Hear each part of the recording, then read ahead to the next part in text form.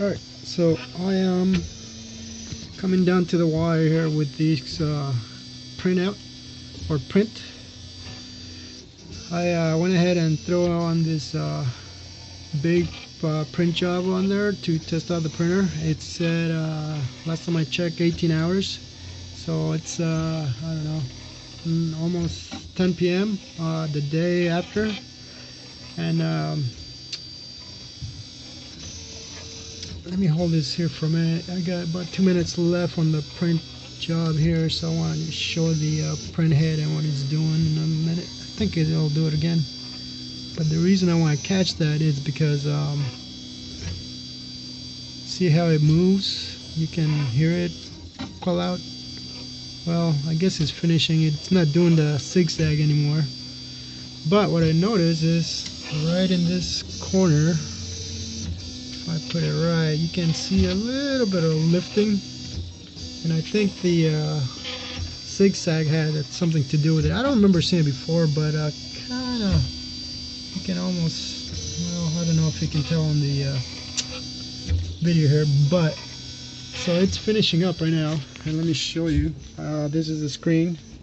As you can see, right here, I just slice it over again, and you get, it says it'll take 22 hours and almost 22 and a half. I just sliced it the way it was, so maybe it wasn't 18, it was more, but that time is mostly accurate. So I remember seeing 18, but here you go. See, I still got 1 minute left, and then this is the job, and you can see 22 hours. I just redid the slides, but I know yesterday it said 18, so I don't know if that's correct or not. So it's finishing up after starting the job yesterday, and it is pretty big, as you can see, but it's not the full width, volume of the bed and everything, as you can see, but it did take a while. It's on high print quality, and everything so far, it's straight on the top here, on the edges, on the back. It's a little stringy, but you can see that's the curve right here. So for the most part, everything else looks pretty smooth. Well, it is pretty smooth actually, but I want to get it right at the end here. I got about 15 seconds, and then these are the settings. So those are the default settings. I haven't changed anything. So I guess if you want to bring the time down, the infill is what you want to work on. I don't know what else would do it, since that's the only one that I noticed actually gave me a little bit of a lower time, and then doing the maybe low quality, but this is the high quality, so this is the finish. And it's been I don't know, over 18 hours since I started. I know it was more than that when it started, or the time, but it actually finished. So let's go back here, bring this down so I can see it better. I don't have to bring it too much down. As you can see, it's all there. It's basically a shell. Might not be able to get anything too close, and I can touch it. It's nice and warm on the towards the bottom, because the bed is obviously heated. But yeah, I can't really move it unless I do a quick pull on there. But I'm gonna let that cool off. And oh, I forgot to mention the other parts. These are the first 3 tries that I got, and so I was having some other issues there, but here we go. This one, that was number 2. This one, so you can see, basically curl up, and then number 3 started going, and then I started having some warping right there in that corner.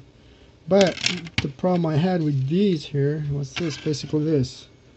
I put a raffle on there, and right here it's kind of just on the side, so because this was above the bed, this was down on the bed, but it was actually at an angle. So eventually, once it got to this size, he completely just popped up of the bed, and then I guess the head was on the right spot around here somewhere, and this just boom, pop out of the machine here right into my floor. So that was kind of interesting to watch. But yeah, there we go. It was a big job. Took a long time, as you can see there. But it does look cool, and I would like to take it off so that I can show you a better look here. Let me see if I can do it without screwing it up here.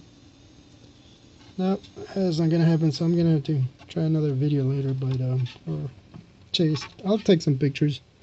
I don't want to do it because it's still hot, and it really just comes off once the bed is completely cooled off. So I'm just gonna turn the machine off, let it rest since it's been on since yesterday.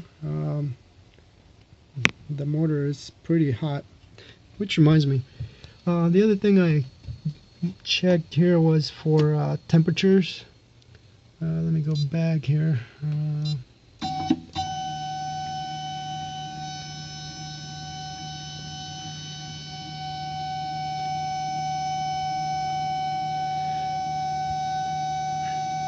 One thing I noticed, although it says hot and it's 60, the bed it's a 60 degrees Celsius, you can still put your finger on there. I mean, you know, it's if you leave it on there, you might get a little hotter and burned, but it's safe to, you know, if you need to clean it or something every now and then, which I was doing.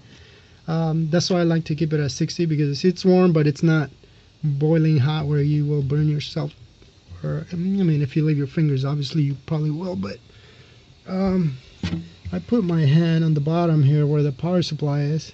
It's barely warm. It was a little warmer during the day. Obviously this is the bed and it's gonna be warmer there, but I didn't feel anything outrageous that I can tell, except for the motor here right now. Earlier in the morning I noticed it was a lot cooler because the air was cooler. My room is usually cold, but now when the room temperature, it's a little warmer outside, I can tell it's a little warm. It's warmer, but so far it hasn't skipped a beat. So that's my big project on this one.